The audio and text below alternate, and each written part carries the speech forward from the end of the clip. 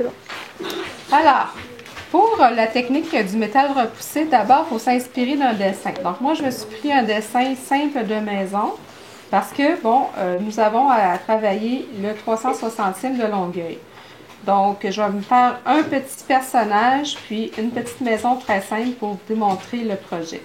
Donc, je me fais des fenêtres, une petite porte, je peux me faire ici une montagne, je peux me faire un nuage, un soleil, puis je vais me faire un petit personnage. Je vais le faire très simple, je vais me faire un bonhomme allumette, mais évidemment, on essaie de demander aux enfants d'être un peu plus précis pour le personnage. Donc, voici, j'ai fait ma maison. Par la suite, une fois que mon dessin, mon croquis est fait, qu'il est parfait, là, je l'installe sur ma plaque de métal repoussé et là, je le fixe avec 2 morceaux de papier collant afin que ça ne bouge pas. Donc là, on voit, je suis en train d'installer mon travail. Je dois travailler sur un papier journal pour avoir une surface molle. Et par la suite, ce que j'ai à faire, c'est que je vais venir graver mon travail. Alors, je me prends un crayon mine. Donc, je grave et je pèse quand même assez fort. C'est très important de peser assez fort pour être capable de bien graver son dessin. On essaie d'être précis. Alors, voici, je fais mon soleil, je vais faire mon nuage, mon petit bonhomme,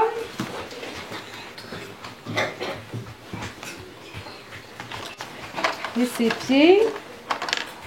Bon, alors voici, dessin très simple qu'un enfant à partir de 5 ans est capable de faire.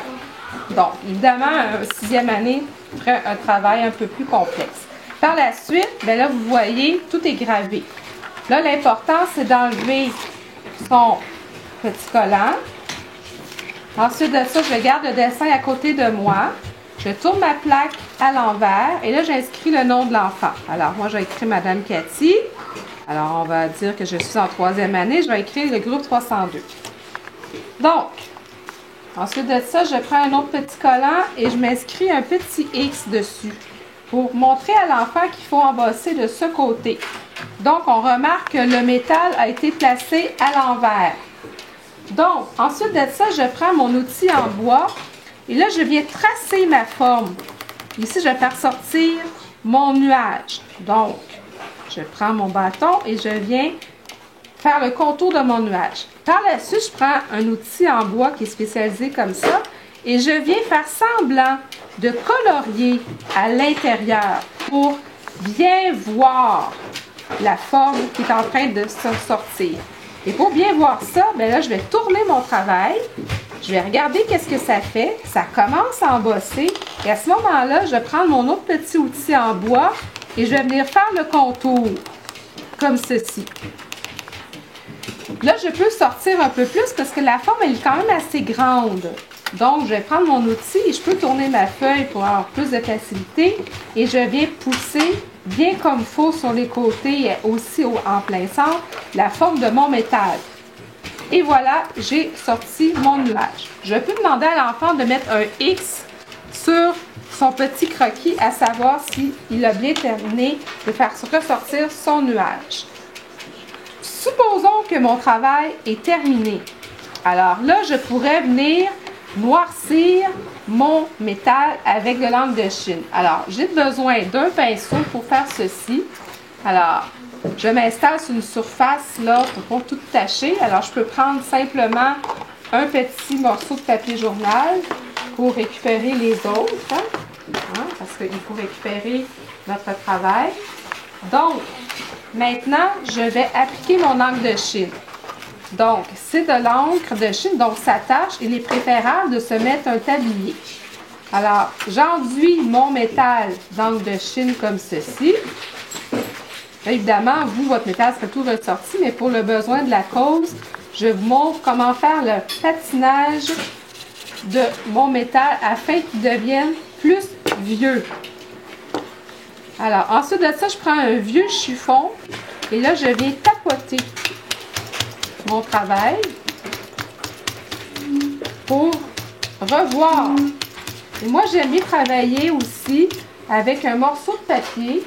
Donc, que je trempe un petit peu dans l'eau, comme ceci.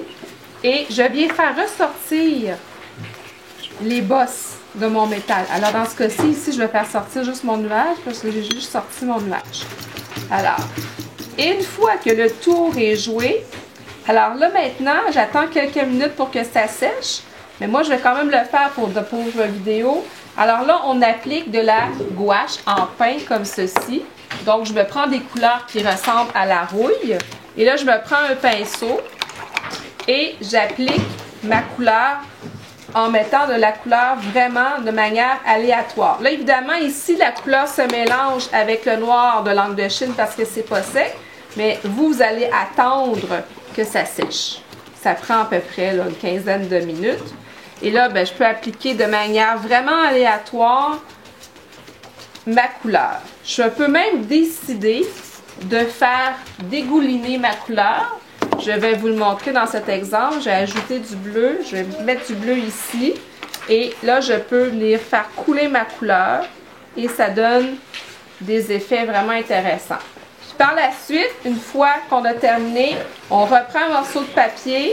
Et là, on peut enlever à certains endroits la couleur pour faire réapparaître le métal. Et une fois que ceci est fait, alors on laisse sécher. Par la suite, une fois que c'est sec, on applique du vernis. Dans ce cas-ci, je ne vais pas vous montrer comment appliquer le vernis parce que c'est assez facile. De toute façon, je vais vous le montrer lors de l'atelier, lorsque je vais rencontrer vos éducatrices. Et j'applique en finale un petit produit qui est une poussière d'or sur le vernis. Et voilà, le tour est joué. Merci.